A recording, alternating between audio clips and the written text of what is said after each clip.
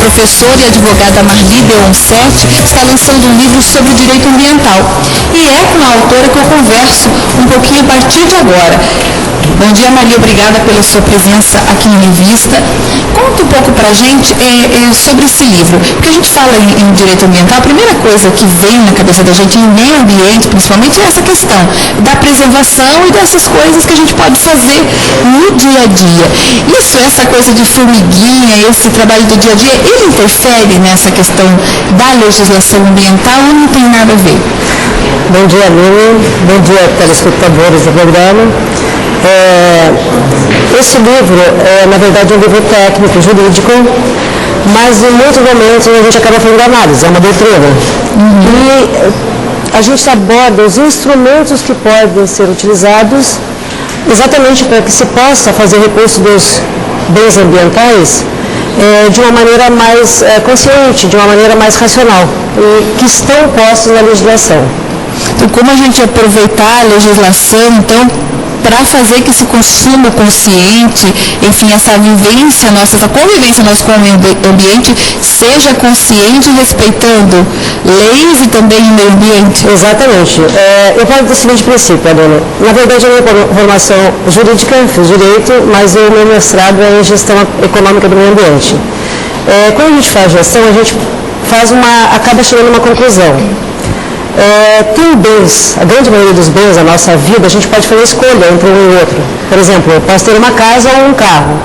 Agora, existem algumas coisas que não se tem como fazer escolhas. O que eu não posso fazer escolha? Entre economia e meio ambiente. Eu preciso dos bens de consumo para viver, mas eu preciso dos recursos naturais para poder ter a produção dos bens de consumo. Uma maravilha você ter energia elétrica, mas se você não tiver água, você não ou gás natural, enfim, se você consumir tudo, acabou. Então, a gente, partindo desse princípio, a gente procura o tempo todo trabalhar nosso livro de maneira a mostrar que a economia é viável sem que se acabe com o meio ambiente, usando as ferramentas possíveis. A gente viu até isso em filmes, né? Você tem enfim, vários filmes que mostram isso, né? Você extrair tudo da terra e toda aquela tecnologia, enfim. O último foi em 2012, que foi assustador, assim, na verdade, produz uma realidade um pouco forçada, mas que a gente chega lá. E a gente tem que começar a pensar nisso, né? Uma forma de esclarecer. Aqui está o livro. Bom, é uma coleção didática, então eu acredito que ele tem uma linguagem fácil. Não, é para quem? Quem pode ler esse livro?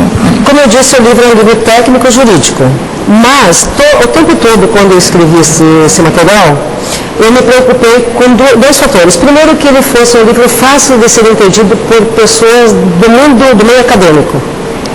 E segundo, que os temas mais, digamos assim, que mais interessam ao público leigo, como por exemplo a questão de reflorestamento, a questão de água, a questão de protocolo de Kyoto, eu tentei escrever de uma maneira que mesmo um leigo com interesse na área ambiental, um leigo jurídico eu falo, né?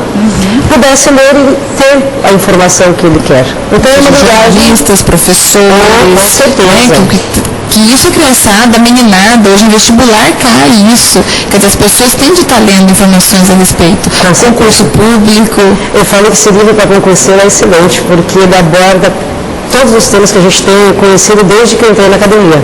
E na sala de aula, na academia, a gente acaba conhecendo os principais pontos que são abordados em concursos públicos. Né? Então é um material de referência, no caso, por exemplo, de legislação. Com certeza. É uma legislação. Eu trabalhei as principais legislações ambientais, fiz análises de cada uma delas e também coloquei sugestões.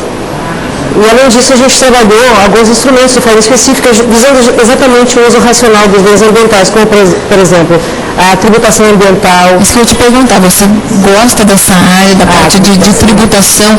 A tributação ambiental é um caminho para essa questão da preservação? Eu digo que é um dos caminhos. A gente ainda não tem muita habilidade para trabalhar com instrumentos econômicos. Por exemplo, licenças negociadas, eu acho um excelente instrumento. Depósitos reembolsáveis também, que funciona há décadas, que a gente nem percebe, aquela história de comprar cerveja e devolver a garrafa, isso aplica esse instrumento.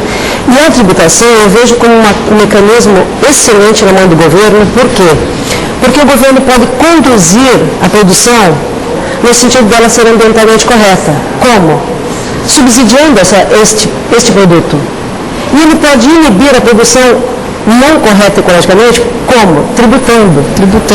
E aí você vê que algumas entidades, elas vão boicotando, as próprias empresas, né? Elas querem comprar, por exemplo, matéria-prima para elas industrializarem, mas que essa matéria-prima tenha sido produzida de uma forma legal, né? Você vê, com carne, a gente teve isso, né? Recentemente, vários frigoríficos aderindo a esse tipo de questão, né? Vou comprar minha matéria-prima de determinados criadores, de quem faz assim, faz assim. Porque o cliente hoje, né?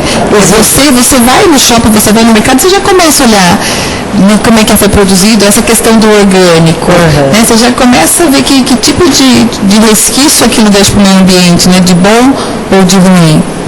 A sociedade, na verdade, ela vem num processo de sensibilização ambiental. Se a gente prestar atenção, os nossos filhos, eles têm um pouco mais de cuidado do que nós tínhamos.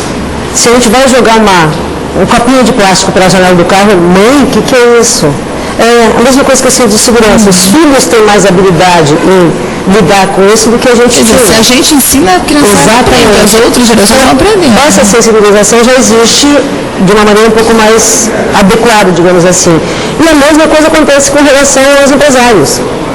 Não é porque eles mudaram de opinião exatamente em relação a como fazer, é porque eles querem continuar sendo empresários. E para isso eles têm que se adequar às exigências internacionais e muitas exigências, graças a Deus, nacionais também, né? Agora, você estava contando ali fora um comentário que seu filho fez sobre essa questão do meio ambiente, que você acha que traduz muito. Você pode contar para a gente aqui, Maria? Posso, eu acho lindo, até eu vou fazer mais ou menos da maneira que ele disse. A gente estava conversando sobre a questão do direito ambiental, aí ele me perguntando por que tem tanta dificuldade de conciliar os interesses de uma reportagem sobre os produtores rurais, os ambientalistas, etc.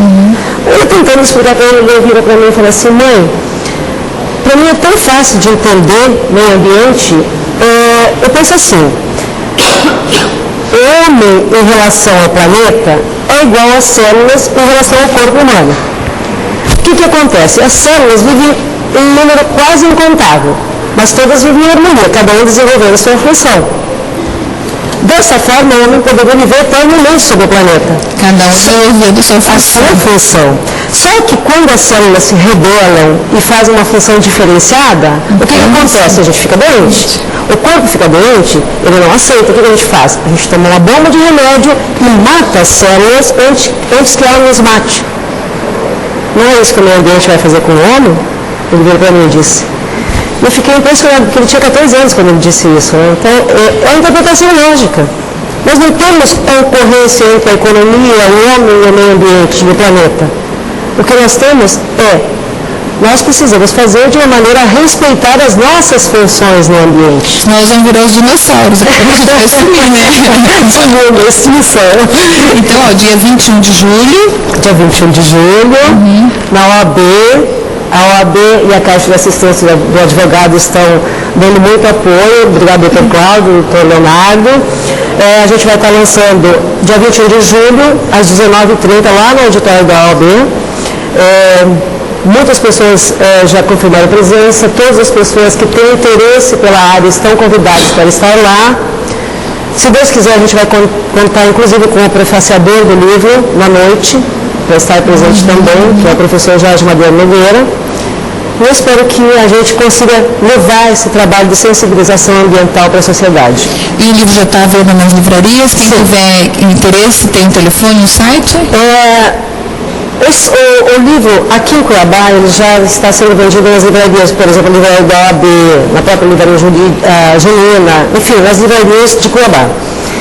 Quem não tem possibilidade de estar se deslocando, se entrar no site digital, meu sobrenome, que é Beon7, vai encontrar vários sites virtuais vendendo. Por exemplo, Relativa, a buscador, a Saraiva está vendendo. São inúmeros sites que vendem. E os contatos através, por meio do meu telefone, que poderia entrar em contato para a gente indicar se tiver dificuldade. Pode falar. É 9287-3600. Maria, eu agradeço a sua presença, obrigada pela participação, sucesso aí no lançamento do livro. Obrigada. E no próximo